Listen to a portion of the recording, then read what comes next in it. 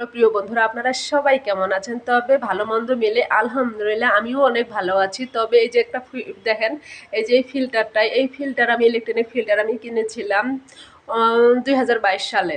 2022 সালে কেনার পর লাগার পরে আসলে এই পর্যন্ত তার পিছনে আমি এটার দাম হয়েছিল 19,500। লাগার পরে আমার কাছে নিয়েছিল 500, তার মধ্যে 20,000 অলরেডি চলে গেছে। আর এটার পিছনে এই পর্যন্ত আমার 30,000 টাকা গেছে। আমি জানুয়ারি মাসে এটার সব কিছু ভিতরে যা আছে কলকাবজা সব পাল্টাইছিলাম।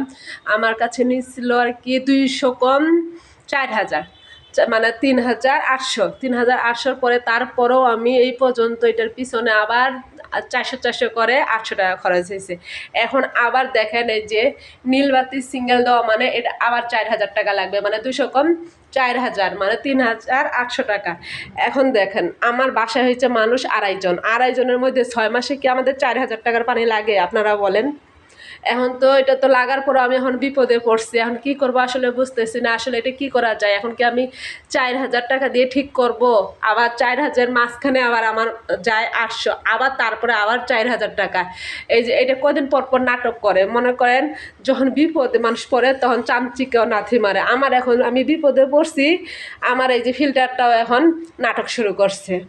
এখন এমনি অলরেডি আমি মানে 6 থেকে 7টা টেনশনে ভুগতেছি। এই একটা টেনশন আমার জগ হয়েছে। তাহলে আমি এখন কী করবো বলেন তো? এই কেমনে পানি খাবো? আমার বাসা 7তলা বাসাটা আসলে আমার কাছে এতই ভালো লাগে। আমি অনেক দিন থেকে আছি, প্রায় 14 বছর। আমি বাসাটা আসলে ছাড়তে চাইতে মন চায় না। আমার এলাকাটা ভালো লাগে, অনেক দিন থেকে আছি। এক বাসায় 14 বছর থাকা মানে কি? এই জন্য আমার বাসা ছাড়তেই মন চায় না। অনেক কষ্ট হয়ে উঠতে, আমার হাই প্রেশার উঠে যায়, তারপরে বাসা ছাড়তে মন চায় না। এই যে এখন আমি এতটাই কষ্টে আছি, এই যে এটা সিঙ্গেল দিতেছে অনেকদিন থেকে, এটার পানি আর খাওয়া যাবে না। তার মানে এটা বন্ধ করে দিতে হবে, নাহলে এটা মোটরটার উপরে অনেক প্রেশার পড়বে। এইভাবে পানি খাইলে 1 সপ্তাহ 10 দিন খাওয়া যায়, তারপরে আসলে এটা খাওয়া ঠিক না। এখন আমি দেখেন কত কষ্ট করে 7 তলায়, এই যে দেখুন, এই যে আমি পাম্প থেকে পানি নিয়ে এসেছি। এই যে আমি নিজেই উঠতে পারি না। একটা স্কুল ব্যাগের পরে যে পানি আনা, 7 তলায় উঠা, যেহেতু লিফট নাই, তাহলে কতটা কষ্ট হয় আমার। আপনারা দেখেন, আমার এই কষ্টগুলা বোঝার মতো কেউ নাই। বোঝার মতো একজন আছে, উপর আল্লাহ ছাড়া আমার কষ্ট আসলে কেউ বুঝে না। আমি কাউকে বুঝাইতেও পারি না। এখন যদি আপনারা বুঝে টুঝে নেন তাহলে আমার একটু ভালো হবে। এই যে এখন এতগুলো পানি আমি নিয়ে আসছি।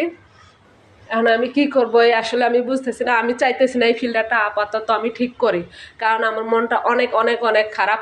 প্লিজ আমার ফুল ভিডিও দেখে লাইক কমেন্ট করবেন, আর ফিল্টারটা ঠিক করব কি না অবশ্যই আপনারা কমেন্ট করে বলবেন। ঠিক আছে, টাটা, বাই বাই, আল্লাহ হাফেজ।